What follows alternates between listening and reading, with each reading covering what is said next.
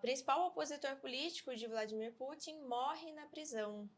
O líder opositor russo Alexei Navalny, de 47 anos, foi declarado morto pelo Serviço Federal Prisional da Rússia, enquanto cumpria uma sentença de 30 anos em uma prisão na região de Yamalo-Nenets, no Ártico. Mais um, né, caso de opositor político do Putin que morre, como que que o governo russo está dizendo, é síndrome da morte súbita. Né? E que síndrome da morte súbita é assim, né? Você está andando pela rua e de repente toma um tiro na nuca e morre subitamente. Né? No caso não foi um tiro na nuca, né? Não sabemos o que foi, muito provavelmente foi envenenamento, ele já tinha sido envenenado em 2020, né, eu esqueci o nome da substância, mas é a substância que a KGB usava durante a União Soviética. Né? Não foi plutônio, mas ele conseguiu reverter esse envenenamento, ficou sendo tratado por muito tempo na Alemanha, e quando ele voltou da Alemanha ele foi preso. Mas o Navalny, ele não é exatamente assim, né? Ele é um líder da oposição, né? E ele defende de fato uma Rússia mais aberta politicamente, com eleições livres. Tá? Porque as pessoas falam, mas tem eleição livre na Rússia? Tem, mas ninguém pode participar. Por exemplo, a eleição vai ser daqui... Em março. 15 dias, se eu não me engano, 17 dias. Tá? E teve os protestos contra a morte do Navalny agora em várias cidades. E, inclusive, né, porque o Navalny ele criou uma espécie... Ele primeiro criou um partido, depois ele criou um super movimento, quando o partido dele não pôde mais disputar eleições. Né? Um grande movimento de rua. Ele colocou 200 mil pessoas em Moscou para protestar contra o Putin, num frio do caralho, no meio da neve. Né? E agora as pessoas saíram para protestar e ontem prenderam 400 pessoas. Né? Inclusive várias lideranças que disputariam eleições locais, de várias lideranças do partido. Então, assim, simplesmente não pode ter oposição. Né? O que o Putin está fazendo é desmontar a oposição inteira que o Navalny criou. Né? Que era um movimento mais forte, não era um grande movimento sem perto da máquina russa. Tá? Ele não tinha mais chance de ganhar a eleição, porque, enfim, né, as eleições na Rússia não são feitas para ser ganhadas. Tá? Mas ele tinha um grande movimento de pressão popular. Né? E o que o Putin fez foi desmontar isso aí. Então, assim, quem tinha pretensão de disputar, sobretudo a prefeitura de Moscou, já vai tirar o seu cavalinho da chuva, porque provavelmente já está preso. Tá?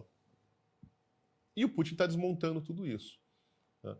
Agora, a Rússia, como vocês sabem, né, para quem acompanhou no final de semana, né, os vídeos do Tucker Carlson, sabe que a Rússia é um lugar muito melhor do que qualquer outro país do mundo, porque lá você pode comprar bananas no supermercado.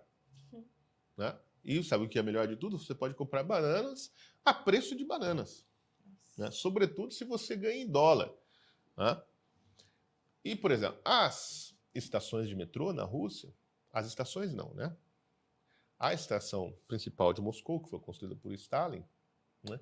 Ela é limpa, não tem mendigo e tem muitos quadros nas paredes, obras de arte. São obras de arte de propaganda soviética, né? Mas são obras de arte. Né? Estão lá. E isso só prova o quê? Que a Rússia é um lugar muito melhor, né, para se viver do que, por exemplo, os Estados Unidos, onde o Tucker Carlson escolheu viver, né, continuar vivendo. Né? Então, assim, qual que é o problema? Por exemplo, perguntaram para o Tucker Carlson depois daquela entrevista que ele fez com o Putin, tá? Por que ele não perguntou sobre o Navalny, por exemplo, que não foi assunto da entrevista. Né? Que eu também acho uma falha. Né? Por que ele não tratou da censura na Rússia? E a resposta dele foi assim, não, porque a imprensa do mundo inteiro só fala disso. Né? E falar sobre censura, né? Vocês ficam falando da censura na Rússia, que certamente tem, mas e a dos Estados Unidos, que ninguém fala? Né? E a pressão política contra os jornalistas, por exemplo, eu estou tentando entrevistar o Putin e o governo fica me monitorando, etc, etc. Deixa eu te falar, Tucker Carlson, a diferença é o seguinte, meu filho, você critica o Biden todos os dias e você não foi envenenado por isso. Essa é a diferença. Né? A terrível censura e opressão contra a liberdade de imprensa e de opinião nos Estados Unidos se limita a uma cara feia de uma ativista feminista do cabelo azul e do sovaco peludo. Isso é muito diferente de um tiro na nuca. Essa é a diferença. Embora você queira acreditar, fazer as pessoas acreditarem que não, que a coisa é, né, é completamente diferente. Né? Assim, eu não sei, ó, ninguém precisa puxar o saco do Putin para criticar o Biden. Essa é a verdade. O Navalny é um sujeito muito esquisito. Eu não sei se ele seria lá muito melhor que o Putin, né? Porque ele também tinha um monte de ideias assim, bastante tresloucadas. Né? Assim, ele também é um nacionalista russo, como um bom nacionalista russo. Né? Ele é um imperialista, ele não era, por exemplo, contra a guerra na Ucrânia, ele era contra a maneira que a guerra estava sendo conduzida. Tá? Mas ele também apoiou a invasão da Ucrânia. Né? Ele tinha umas ideias liberais, assim, por exemplo, ele achava que não é certo lá na Rússia prender homossexuais só porque eles estão na atividade que os define. Então ele acha, por exemplo, isso aí. Não, não vai. Então ele é um meio liberal. Né?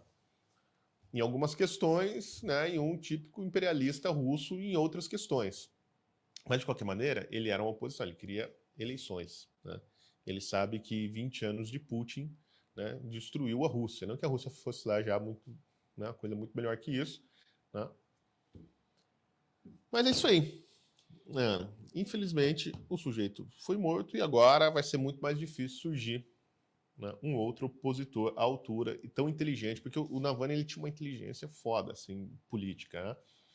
Assim, ele era um grande ativista, né? Ele sabia organizar movimentos sociais, sabia organizar protestos. Né? Ele, embora a família dele, né, os pais, fossem apoiadores da União Soviética, né, fossem comunistas assim, de carteirinha, ele cresceu se entendendo como um liberal, né? Isso antes do muro, antes da queda da União Soviética, né? Apoiou todas as reformas liberais do Gorbachev, né? Depois apoiou o Boris Yeltsin. Depois ele é um dos sujeitos que ficou muito rico, não se tornou um dos magnatas ali naquele clube da máfia que tomou a Rússia nos anos 90, né? Mas ele também ficou muito rico, né? E soube colocar o dinheiro dele para financiar a oposição contra o Putin. Né? Fez um documentário que é sensacional, que você consegue assistir na internet, sobre o Putin. Né? Tá no YouTube. Então, assim, ele era um cara de rede social, ele era um jovem dinâmico, embora ele não fosse tão jovem assim. Né? Então vai ser difícil surgir um sujeito que tenha a visão e a capacidade que ele tinha de mobilizar as pessoas dentro do império do mal, que é a Rússia até hoje. Né? Então, isso quer dizer que não temos esperanças do Putin sair da direção, né, do governo russo tão cedo. A não ser que o pessoal da FSB se revolte ali com ele, porque é uma treta também lá dentro, né? E ele seja vaporizado. Você imagina, Silvio, como é que vive, né, uma pessoa dessa, que o tempo todo tem que estar desconfiado até das paredes, né, de tudo, da água que vai beber, não é? Sim, o Navalny foi envenenado com água, né? Colocaram um negócio na garrafa de água dele no hotel.